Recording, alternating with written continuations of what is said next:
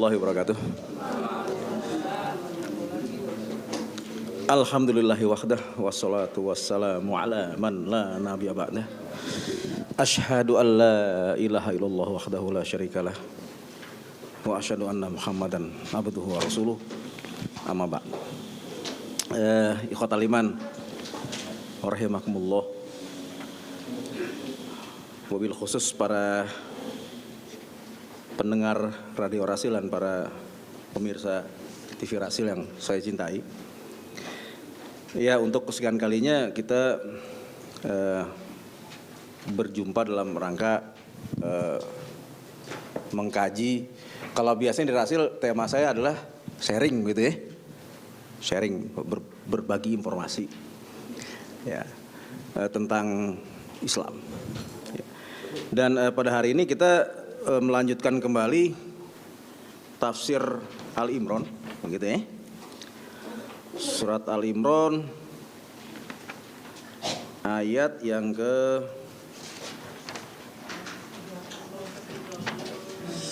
130 ya? Iya.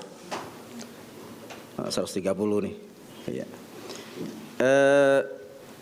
Beberapa ahli tafsir ya menjelaskan, kan kita sedang membahas perang Uhud sebetulnya kan ya. Itu kan dari ayat yang ke 121 sampai 128 ya. Itu sedang membahas tentang perang Uhud. Nah, tiba-tiba muncul ayat tentang riba. Ya, gitu. Tentang riba, lalu beberapa ayat 130, 131, 132, 133, 134 sampai 139. Ya. Itu tiba-tiba pindah tema gitu loh. Ya, dari ayat 130 sampai 139 pindah tema. Nah, para ulama nih ahli tafsir menjelaskan sebenarnya apa hubungannya yang seolah-olah tidak ada hubungan, lagi bicara perang tiba-tiba bicara riba dan seterusnya. Ya, apa hubungannya? Nah, itu nanti akan kita coba sampaikan pendapat para ulama ahli tafsir setelah kita menyelesaikan ayat 130 sampai 139. Baru nanti kita terangkan sebenarnya hubungannya apa sih? Perang sama riba hubungannya apa gitu loh. Begitu. Nah, tapi saat sekarang kita akan mencoba membahas tentang riba dulu. Ini pembahasan yang sungguhnya bagi bagian besar kaum muslimin ini sangat menyulitkan begitu ya. Karena yang jelas ada dua pendapat mengenai riba. Pertama, apa yang namanya riba? Ini udah beda pendapat. Ya. Misalnya gini, riba ini kan berkaitan dengan utang piutang kan nih. Ya kan? Riba itu kaitannya utang piutang. Nah, sementara utang piutang itu sendiri dalam agama kita dibolehkan. Saya bawa kitab Sunan Darimi ya.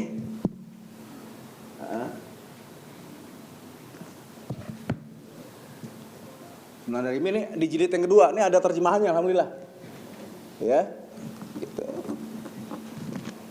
Tentang utang piutang nih, kita coba lihat salah satu hadis yang berbicara tentang utang piutang.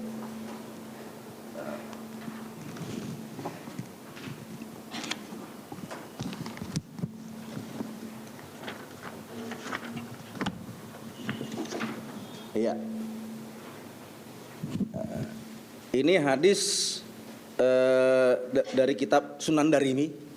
Ya. Dulu udah saya pernah jelaskan siapa Imam Darimi.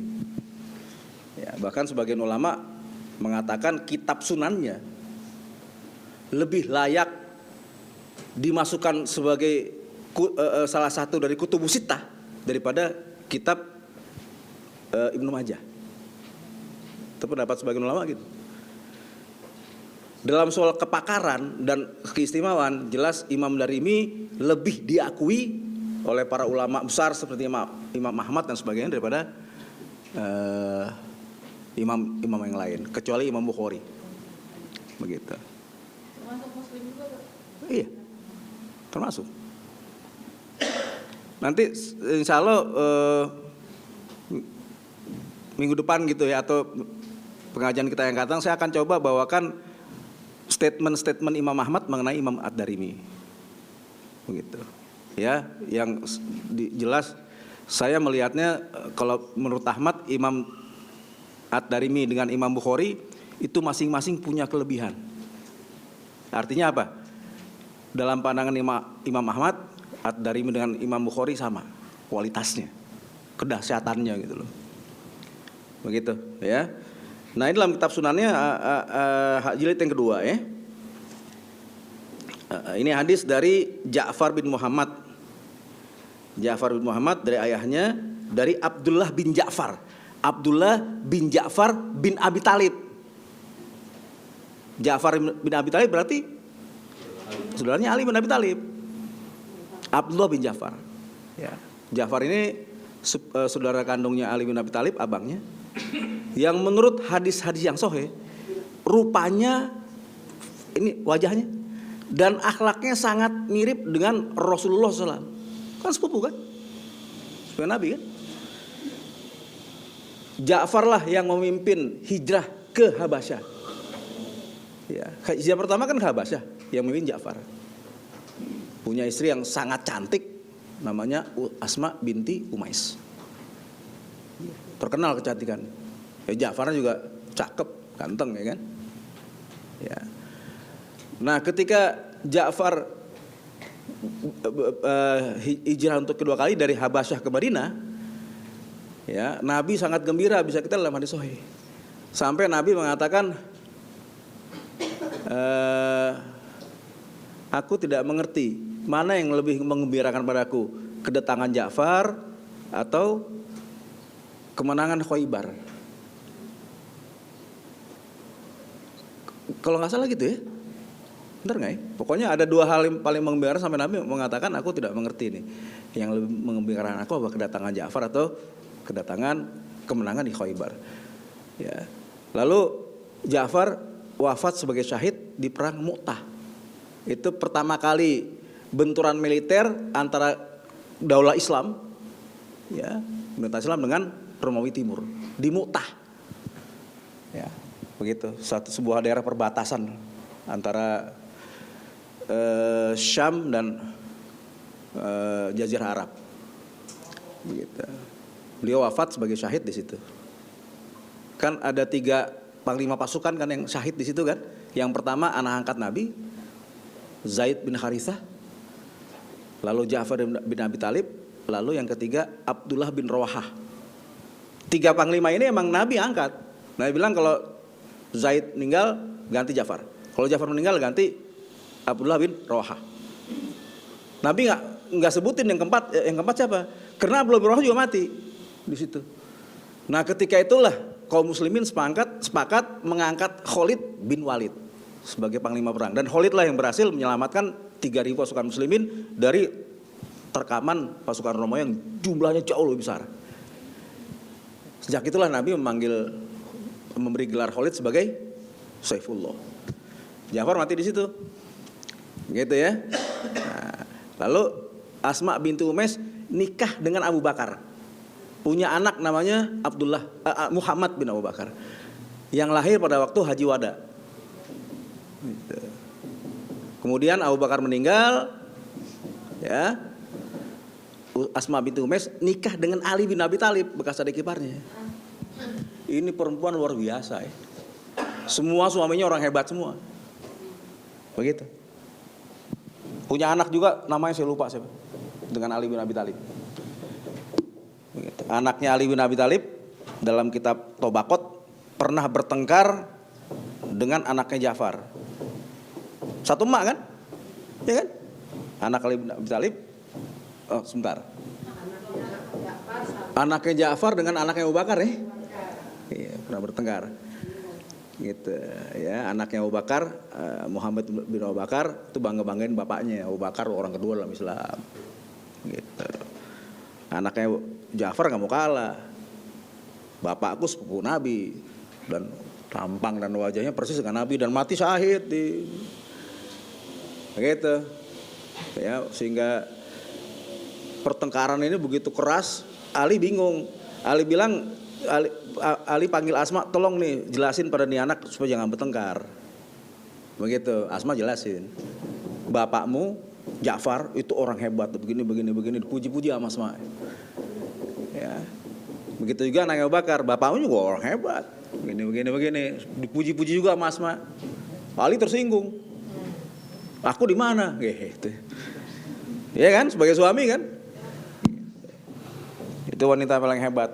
Dan Abu Bakar waktu meninggal dimandiin oleh dia.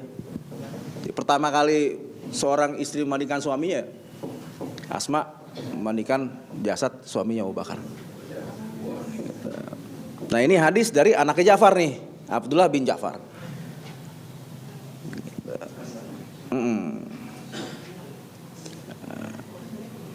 Dia berkata, ya Abdullah bin Ja'far berkata begini, qala telah bersabda Rasulullah SAW, innallaha sesungguhnya Allah, ya, ma'at da'in selalu bersama orang yang ngutang. Ya. Begitu. Allah akan selalu bersama orang yang ngutang. Ya. Hatta yukdo dainuhu, sehingga Allah akan membantu membayar utangnya. Malam yakun fima yakroh, malam yakun fima yakrohullah. Selama utangnya itu bukan untuk hal-hal yang membuat Allah benci. Utang buat beli perhiasan misalnya, buat beli mobil, hal-hal yang tidak penting ya, yang hanya bersifat konsumtif, tidak penting banget, itu nggak disertai Allah kalau begitu. Jadi hadis ini dan juga hadis-hadis yang lain memotivasi umat Islam jangan takut ngutang kalau emang untuk hal yang penting. Ya, Nabi kan juga ngutang kan orang Yahudi kan, dalam kitab Sahih Bukhari. Nabi utang 30 kilo korma dengan menggadaikan baju besinya pada seorang Yahudi. Dan beliau meninggal belum dibayar utangnya. Abu Bakar yang bayar kan utang sebagai khalifah. Begitu.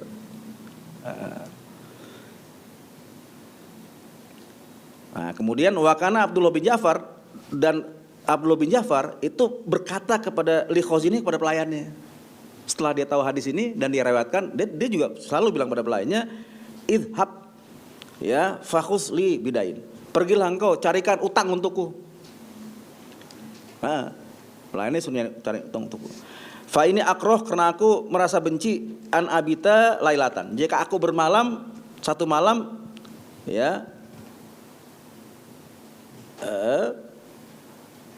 illa kecuali wallahu ma'i ba'da ma sami'tu min Rasulullah SAW.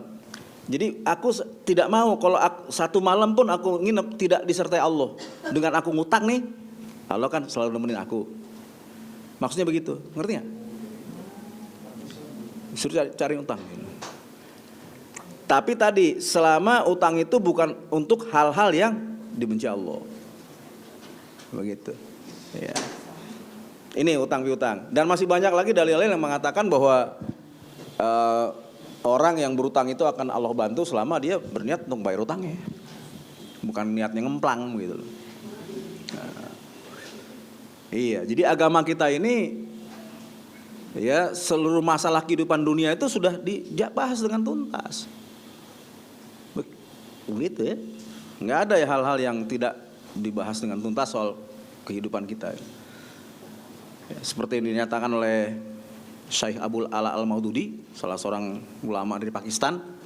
Beliau mengatakan syariat Islam itu sudah mengatur umat Islam dari mulai meja makan sampai medan perang. Ada semua aturannya gitu. Kalau yang model-model kartu kredit itu Bang, bukannya ini malah Ya nanti itu nanti kan kita bahas gitu. Ini yang saya ingin sampaikan masalah utangnya dulu, belum masalah tadi yang berkaitan utang, riba dan sebagainya itu ya kan kita coba bahas nih. Gitu. Tapi masalah utang itu dibenarkan, berhutang itu dibenarkan. Asal untuk hal-hal yang prinsip. Nggak usah takut utang, kalau emang untuk usaha. Dimotivasi oleh Allah melalui hadis-hadis Nabi. Begitu. Ya. Syaratnya asal bukan barang-barang konsumtif. Iyalah. Iya barang konsumtif. Kita kan nggak punya nggak apa-apa ya kan. Iya kan? Ya, artinya utang-utang sifatnya barangkali istilahnya lebih tepat kalau dikatakan untuk hal-hal yang primer. Penting banget itu loh. Gitu. Imam Bukhari membahas soal ini dalam kitab Sahihnya secara menarik buat saya gitu. Jadi ada salah satu hadis ya, Nabi menceritakan ada 2 orang sahabat dari Bani Israel yang tinggalnya berseberangan di tengah-tengahnya ada laut begitu loh. Nah satu kali nih sahabat ini mengunjungi sahabat yang sana, nyebrang laut, minjem duit. Kalau saya nggak salah 1.000 dinar, banyak. Sebagaimana aturan Islam, utang itu harus tercatat, catat utangnya. Tanggal segini akan dibayar. Udah bawa duit pulang. Pas hari hanya dia mesti bayar, nggak ada perahu. Begitu. Padahal dia harus bayar nih uang pada sahabatnya. Ini dalam kitab Sahih Bukhari. Udah usaha bingung dia. Akhirnya udah ambil botol, duit $1.000 masukin botol. Ya, secarik surat ditulis sama dia. Aku sudah berusaha nih bayar utangku sesuai dengan perjanjian kita, tapi nggak ada perahu. Padahal harus aku bayar hari ini. Maka aku berdoa pada Allah semoga botol ini nyampe. Sahabatnya juga pas nungguin di pantai, nungguin dia. Lihatnya ada perahu apa enggak gitu loh. Ada botol nyamperin dia. Sampai situ intervensi Allah dalam soal utang piutang. Maksudnya begitu. Bahwa Allah akan beserta orang yang utang. Sampai situ dibuktikan oleh Imam Bukhari melalui hadis yang sahih itu. Meskipun kalau saya sih nggak berani kali. Botolnya gitu diambil. Ya, kalau saya sih nggak berani gitu ya. Iman saya belum sampai situ gitu loh. $1.000 dinar banyak. Dinar itu ya, itu Yordan. Itu lebih tinggi dari dolar nilainya. Begitu. Kejadiannya zaman apa nih? Nggak disebut, pokoknya Bani Israel. Oh, Bani Israil. Ya kita nggak perlu tahu detail zaman siapa, nggak perlu. Pokoknya itu terjadi di zaman Bani Israel. Begitu. Jadi Imam Bukhari ingin memperlihatkan betapa Allah itu sangat campur tangan dalam soal utang piutang. Begitu. Ya. Meskipun sekarang menjadi masalah ya, utang piutang jadi masalah. Yang utang niat nggak bayar ya kan ya. Gitu.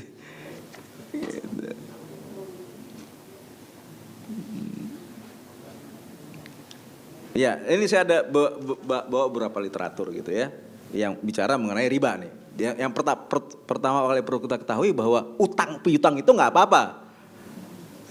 Dia jadi masalah kalau dikenakan riba, bunga, begitu kan? Di sini ayatnya bunyinya begini. A'udzubillahi minasyaitonirrajim. Ya ayyuhalladzina amanu. Hai orang-orang beriman. La ta'kulu. Jangan kalian makan riba. Gitu. Kalian jangan makan riba. Oke? Ya. Yaitu riba itu adalah at'afan ya. Lipatan mudha'afah yang dilipat gandakan. Itu pengertian riba. Di sini nih para ulama berselisih untuk menetapkan sesuatu ini riba atau bukan. Oke, kita membahas dulu nih at'afan mudha'afah. At'afah itu lipatan yang lipat gandakan. Lipatan yang lipat gandakan. Ya. Contohnya 1 jadi 2, 2 jadi 4, 4 jadi 8. Itu yang dimaksud digandakan, didua kalikan begitu loh. Pengertiannya begitu. Ya. Oke, saya mulai dari ini nih. Ya, tafsir Pak Quraish Shihab. Ini orang langsung nuduh saya Syiah nih kalau begini gitu. Ya gitu ya. Alergi gitu loh. Nah, Pak Quraish Shihab lulusan Mesir, diakui dunia, kok ente nggak ngakuin gitu loh. Emang ente siapa? Diakui oleh Mesir ya kan, oleh Al-Azhar Mesir dengan predikat tuntas. Kok ente nggak ngakuin? Emang ente siapa sih? Oh dia begini ya, itu soal pribadi dia, nggak usah kita campur baur jadi alergi sama pendapatnya gitu. Pendapat beliau yang ini, saya udah baca 2-3 tahun nih tafsir beliau, dan saya tidak melihat apa yang dituduhkan orang-orang yang benci pada beliau.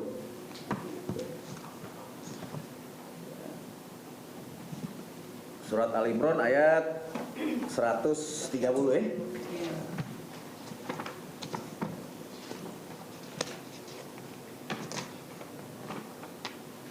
Jadi daripada dengar pendapat saya tentang riba, ya kan, mendingan pakarnya, ya kan, ya kan. Dan apa yang diungkapkan oleh Pak Quraish Shihab tentang definisi riba sama dengan kata berjawab Ustaz Quraish Hasan, sama. Ini ulama yang paling saya hormati di Indonesia, Ustaz Hasan dan Ustaz Quraish Hasan, yang paling saya percaya. Tapi saya tidak mendewakan dia, bukan berarti saya mendewakan. Karena paparannya dalam masalah agama itu sangat detail. Gak cuma 1-2 dalil, ambil kesimpulan, tidak.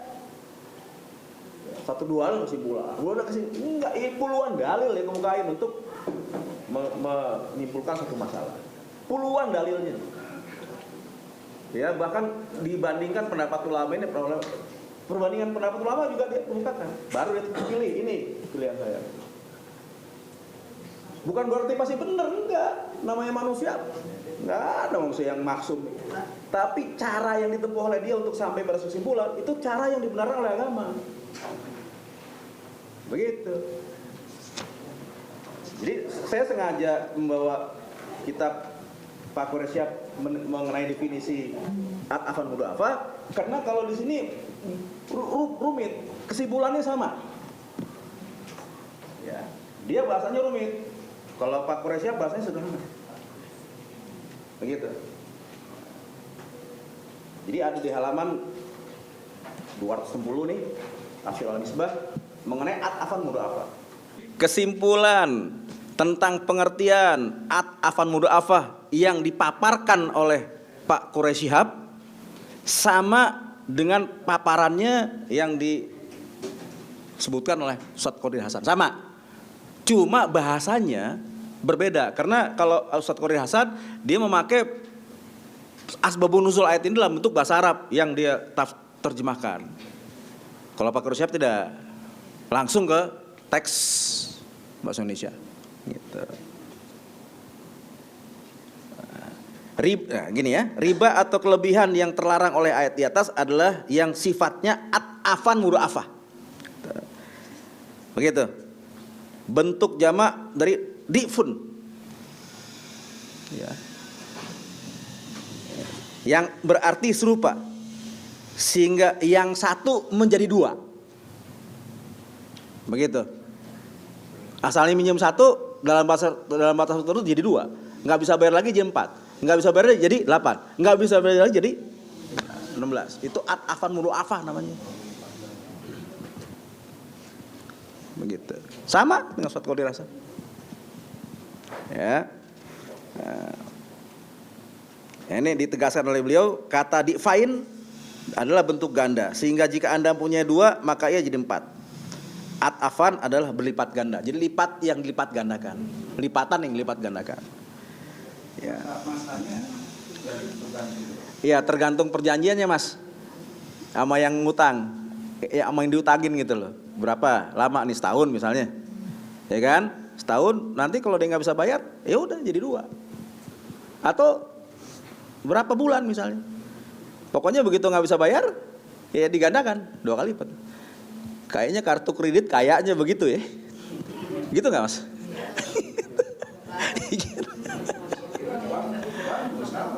Kalau dilihat daripada masanya, dia akan bukan masa 5 tahun dan bunga yang akan didapat masa 5 tahun itu pasti berlipat. Iya. Oke. Iya, oke. Nanti kita lihat nih pendapat para ulama gimana nih. Kan tadi saya bilang ada perbedaan pendapat kan di kalangan ulama kan mengenai bank, ya. Dan memang demikianlah kebiasaan yang terjadi dalam masyarakat jahiliyah. Ini di sini juga diungkapin, itu riba jahiliyah. 1 jadi 2, 2 jadi 4 dan sebagainya. Dan seterusnya. Ya, jika seorang tidak mampu membayar utangnya, dia ditawari untuk menawarkan penangguhan bayaran. Oke, nih sekarang nggak sanggup bayar. Oke, bayar nanti 6 bulan lagi. Dan sebagai imbalan penangguhan itu, ya dia membayar dengan ganda atau berlipat ganda. Gitu. Begitu, ya. Nah, cuman kayaknya nih kalau saya lihat nih Pak Quraish Shihab berkata bukan soal lipat gandaan itu yang menjadi dasar larangan. Dia bilang begini, kata ta'afan mudha'afah bukanlah syarat bagi larangan ini, dia bilang. Berarti sedikit juga kalau bunga, ya. Ia bukan dalam arti jika penambahan akibat penurunan sedikit atau tidak berlipat ganda atau berganda, riba atau penambahan itu jadi boleh. Artinya kalau nggak sampai 2 kali lipat jadi boleh kan? Yang nggak boleh 2 kali lipat, gitu kan? Ya, begitu. Nah, jadi jelas Pak Quraish Shihab berpendapat bahwa bukan soal lipat gandakan, bunga walaupun sedikit tetap nggak boleh. Ya, dia berlandaskan dengan surat Al-Baqarah ayat 209. Coba lihat Al-Baqarah ayat 279. Fa'ilam taf'alu, maka jika kalian tetap aja mau melaksanakan riba, kalian tidak mau menghentikan riba, fa'zanu. Gitu. Maka ketahui umumkan, maka gimana? Fa'zanu? Iya, terjemahannya gimana? Iya, tidak melaksanakannya menghentikan riba. Maka umumkanlah perang dari Allah dan Rasulnya bagi kalian yang tidak mau menghentikan riba. Itu ayat sebelumnya begitu maksudnya. Bukan. Orang yang tidak mau menghentikan riba akan diperangi oleh Allah dan Rasulnya. Nah, yang saya maksud, yang dimaksud oleh Pak Quraish Shihab di sini, ya, wa intu betum, dan jika kalian bertobat, ya, falakum, maka kalian berhak ru'usu amwalikum, mengambil alih pokok daripada uang kalian tanpa bunga. Maka dia mengatakan bukan soal lipat gandanya, sedikit juga nggak boleh, karena ayat ini hanya orang yang menghutangkan orang, ya, tidak boleh menerima bunga walaupun sedikit. Di sini Pak Quraish Shihab sependapat dengan Dr. Qaradawi. Ya, ini dalam buku ini ntar saya baca ini Fatwa Kontemporer yang saya anjurkan kita semua punya. Begitu, ya. Nah, di sini perbedaan pendapat mulai terjadi antara Pak Quraish Shihab dengan Ustadz Qadir Hasan. Dalam soal mengartikan riba sama, tapi dalam soal menetapkan, ya, riba, ternyata mereka beda pendapat. Ya, ini saya mulai dari bapaknya dulu nih, bapaknya Ustadz Qadir Hasan, Ustadz Hasan. Ya. Ini saya dulu punya bukunya yang khusus mengenai masalah riba. Antum coba aja searching di internet buku riba karangan Ustadz Hasan. Kalau kita mau tahu lebih jauh bagaimana pandangan Ustadz Hasan tentang riba. Ya, di sini cuma disingkat oleh dia nih, tapi jawabannya begini. Ya, ada pertanyaan bagaimana hukum menerima renten dari bank punya bangsa kafir dan bagaimana dari bank Islam. Pertanyaan dengan Pak Ustadz Hasan. Jawab Ustadz Hasan bilang gini, di majalah Pembela Islam nomor 51 52 sudah saya terangkan urusan riba atau renten. Harap Tuan periksa, disuruh ke sana. Nah, itu udah diterbitkan dalam bentuk riba, risalah riba.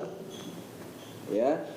Kelebihan yang kita terima dari bank, bangsa apapun, mau bank Islam, mau bank kafir, asal saja secara ada sekarang ini, maksudnya seperti yang sekarang ini, tidak dapat dikatakan haram.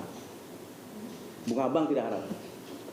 Malahan tidak mau menerima renten dari bank itu dapat dipandang salah karena melepaskan hak kita bukan pada tempatnya. Beda kan? Ya. Kelebihan yang kita terima dari bank, bangsa apapun, maksudnya bangsa apapun, Islam mau kafir, kelebihannya, maksudnya bunganya. Asal saja, lupa ya. Ya, nih Ustadz Hasan bilang kelebihan yang kita terima dari bank bangsa apapun, kelebihan itu bunga.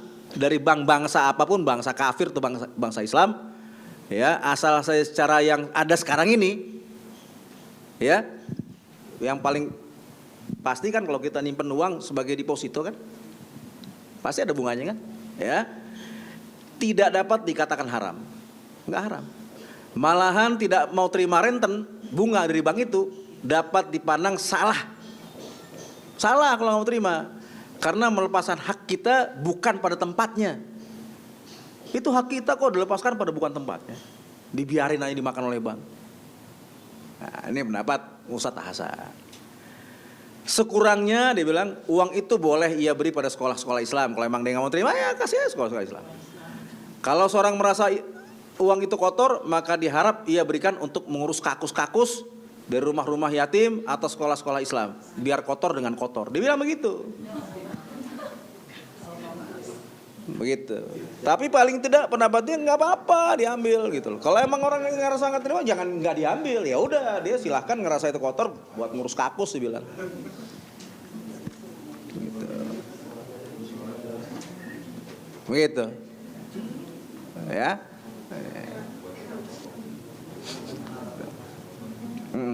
Ini silakan di searching aja di internet, risalah riba karangan Ustadz Hasan.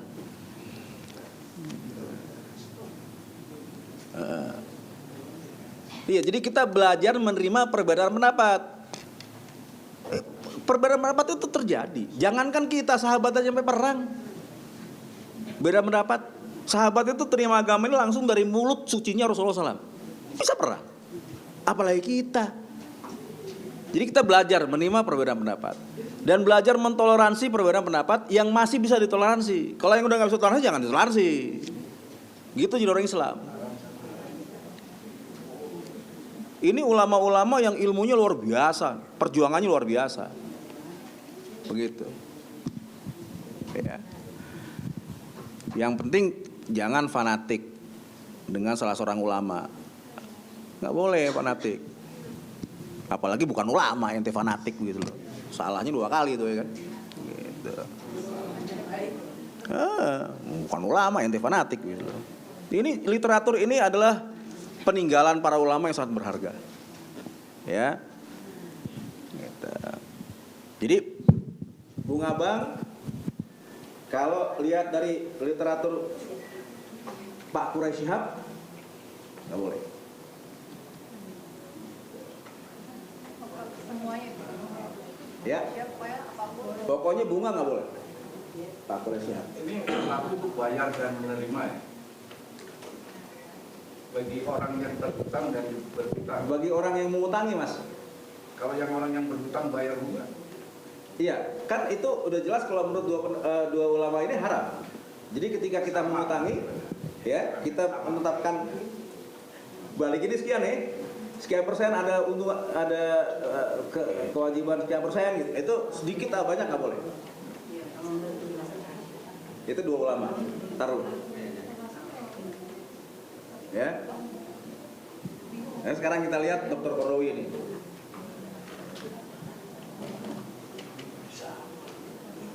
Berarti itu berlaku berhutang apa saja orang Quraisy? Iya. Hutang apapun. Apapun kita nggak bisa. Kita ini nggak boleh. Nggak boleh.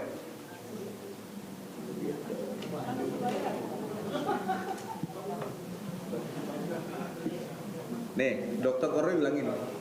Sesungguhnya bunga yang diambil oleh penabung di bank adalah riba yang diharamkan. Beda, jelas beda sama Ustaz Hasan. Jelas beda. Ustaz bilang enggak dong, itu ente ngelepas hak ente gitu. Ya kalau ente ngerasa kotor ambil, ngurus kakus gitu. Begitu, ya. Karena riba adalah semua tambahan yang disyaratkan atas pokok harta. Semua tambahan, mau lipat ganda apa nggak lipat ganda maksudnya gitu, itu tambahan. Kecil atau besar riba. Oh ya, iya, iya. Ini faktor U mas. Ya. Jadi Dr. Qaradawi, sungguhnya bunga yang diambil oleh penabung di bank adalah riba yang diharamkan. Karena riba adalah semua tambahan, perhatikan, semua tambahan yang disyaratkan atas pokok harta. Sama kan sama Pak Quraisyhab. Pokok harta aja yang boleh kita ambil, bunganya nggak boleh. Dalilnya begitu. Begitu. Ya. Nah, ini sama nih hujannya Dr. Qaradawi sama dengan Pak Quraisyhab, yaitu surat Al-Baqarah ayat 278 279. Ya.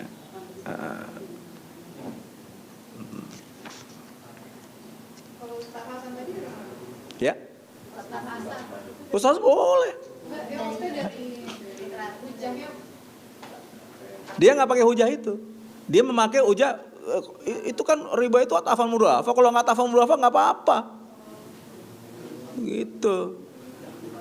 Ya kalau nggak dilipat gandakan, bunga yang kita terima dari bank itu kan kecil kan. Ya nggak apa-apa dia bilang, nggak masalah. Itu hujahnya dia. Gitu ya. Nah, ini sekarang coba kita lihat lagi nih. Anaknya Ustaz Hasan. Ya, Ustaz Qadir sama bapaknya sama.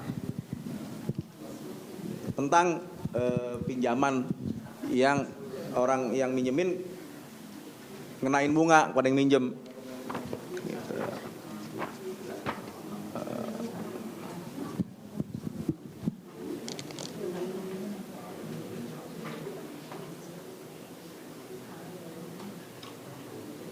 Bang, Ya. kalau akadnya bagi hasil, maksudnya nggak Bang? Ya kalau bagi hasil sih enggak. Pasti enggak, tapi kan kalau yang menjalankan uang kita rugi, kita harus nanggung ruginya gitu. Itu konsekuensinya. Gitu.